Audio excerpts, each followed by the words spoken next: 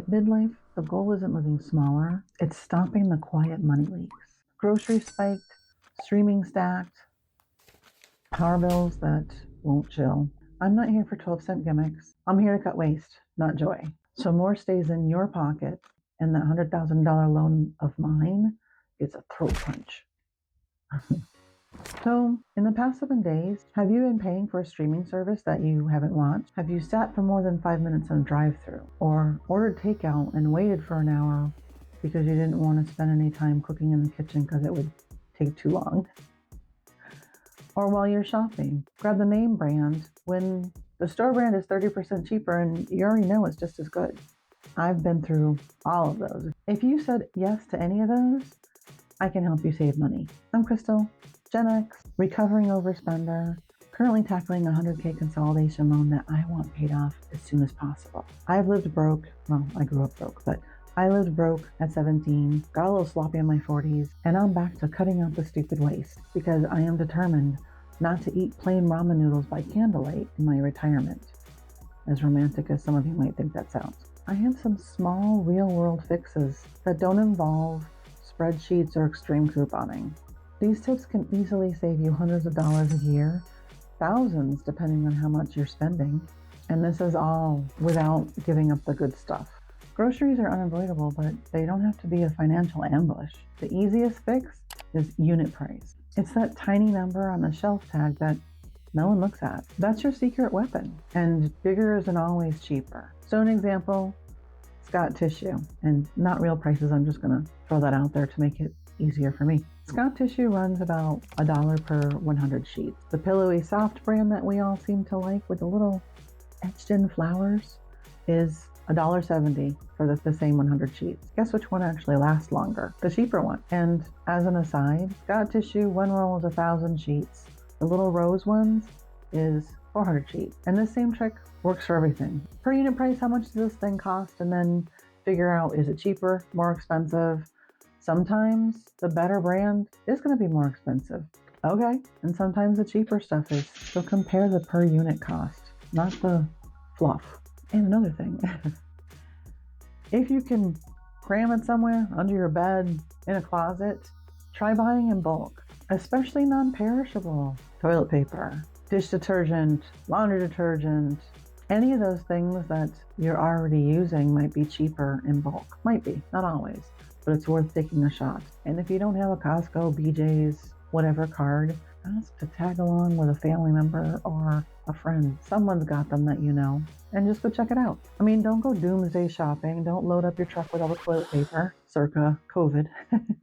But yeah, grab the stuff that you'll need, and if the unit price works out that this thing is $10 cheaper, yeah, you're going to use it anyway. Let's talk about the trap that quietly eats your wallet. Drive-thrus and coffee runs. If you hit the drive-thru 3 times a week, breakfast, lunch, coffee, that is roughly $500 to $600 a year. And you know that if we're hitting the drive-thru, it's more than that, and it's more than just the one thing. And even the, I don't want to cook, I don't have time excuse. And if you're doing that morning commute or even on the way home and you're like, I don't have time to cook, I gotta get the hell out of here. You're gonna sit and drive through for at least 10 minutes. In 10 minutes, you could have cracked an egg and thrown an English muffin and gone.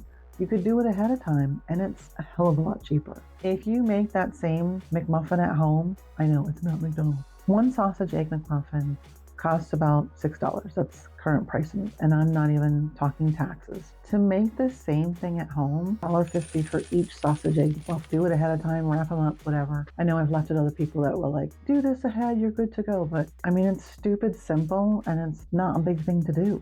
I'm trying to cut costs so that money can go back to that 100K, so I'm not paying for that. So I'm not even saying get rid of all your McDonald's, because that's not going to happen.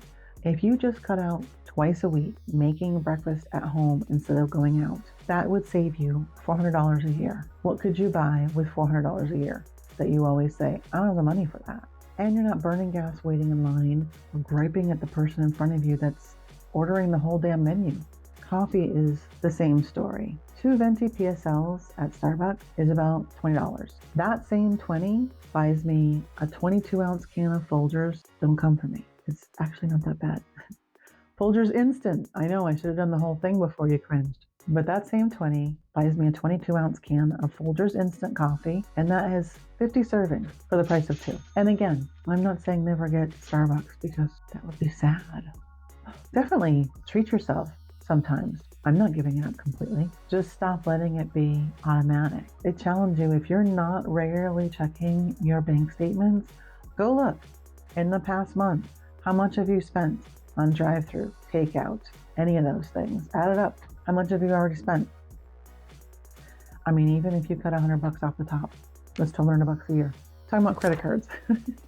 Now, if you're disciplined, a rewards card can work great for you. So I have the Amazon Chase Visa, 5% back on a normal day. And then there's, Prime days, whatever, you get extra bonusy thingy-majiggies. And then I get like 2% here and there. If I spend around $400 a month on groceries and $35 on gas, that's over $200 a year in free money just for using my card. Now, but here's the golden rule, and something that I screwed up for a very long time. You can't carry a balance. That's the rule. You have to stick with this, because if you can't, then don't do it. The second that you've paid interest, that cash back just becomes a donation to their bank. You can't even think of this as a credit card. It is a loan card. You're carrying around a plastic loan. That's all it is. And it is a horrible interest rate. If you can beat it by paying it before the interest is charged, then you can make something for it. So borrow it to get your groceries, get your gas, whatever, anything that you're going to do month over month that you can pay off right away. Use the credit card instead, and then just immediately pay it off. Shop around. Trips coming up and you need the airplane points. It's a good way to earn free money as long as the golden rule is applied. And I would also say, whichever card you're looking for, don't get it if it's going to charge you an annual fee or any of that baloney. They make enough money. They don't need the annual fee. So just remember, it's free money if you spend it smart, but it's expensive debt if you're going to get charged that interest. Next up is the sneaky bills. Utilities and subscriptions. Let's start with streaming. We all thought, ooh, cable's so expensive. Now I can get Netflix. I can get the Hulu, Sling. I can choose what I want. And suddenly you're paying more than you ever paid for cable. So these 5 apps that you swear you need because each has a show that you really like watching. Do you actually watch all 5 of those subscriptions each month? Is it worth it? If each one of these guys costs $10, $50 a month for subscriptions when you maybe watch one show a month, it doesn't make sense. Get rid of them. So cancel it or pause when you're not using it. You can always resubscribe later. I got Apple TV to watch Silo. When the season's over, I cancel it. When the new season comes in, I'll try to wait for as many episodes as I can before I subscribe again, because it's just a waste of money otherwise. But whenever I subscribe, I'm going to binge watch all the other shows that I couldn't see. But I can't see the point in paying $10 a month when I don't watch it. And for utilities, here's where most people throw money basically out the window, almost literally. Whatever your heating or cooling situation, if it's possible to change it per room or even per zone, schedule those suckers or do it manually. If I'm not going to be in my room for the day, heat goes down to 60. And then wherever I'm going to be for a while, I turn it up. And then the reverse is true. Living room at night, no one's in there. It gets turned down. AC, this year I turn it off at night because I don't care. I'll be a little sweaty when I get out for a few minutes in the other room. I'm not running it all night just so that my first whiff in the morning is cool air. It's too expensive. And it pains me to even think this because winter's coming again. Winter's coming. My baseboard, my electric baseboard heating, let me tell you, if you're going to buy a house and it has electric baseboard heating, run far, run fast. It is so expensive. My electric heat during the winter is over $1,000 a month. I'm not even kidding you. So that's what it is now. It was actually worse before. I can easily see how many hundreds of dollars I'm saving. And then I don't mess with this at all, but drop your water heater temperature to 120. I guess even like a few degrees is helpful. It'll save you money. Close your blinds on hot days. I'm getting a little crazy with this stuff, but it's just every little dollar. I feel like, no, save it. I don't want to spend it on this stupid stuff. And unplug stuff that you're not using. I unplug my computer every day. When I'm done using it, it's not using that much electricity. It's still using something, and it's still something you're paying for. These tiny changes add up fast. Just saving $15 a month is $180 a year. Multiply that by a few bills and you're suddenly thousands ahead. What could you do with a spare $180 at the end of the year? Tip 5 is the mindset shift. Saving money shouldn't feel like a punishment. I don't want to feel like I'm losing out. I don't want to give you these tips and you're like, oh, this is going to cause so much aggravation. It's not worth it.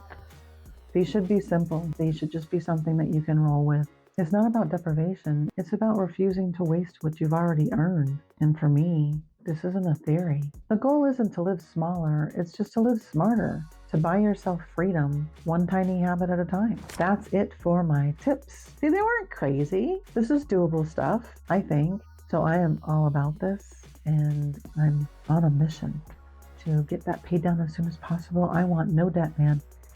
That's it. That's the whole bottle of wax. If you've got a money-saving habit that's actually worked for you, drop it in the comments. Let's build a list of battle-tested saving tips. The real kind, not the gimmicks, because midlife is expensive enough without wasting cash on stuff that we don't even notice. So, Crystal, I will see you again in the next one. Hopefully not in the drive-thru line. Although if you do, say hey. If you like this video, please like, please subscribe. I'm 100 subscribers away from 1,000. So close. Bye.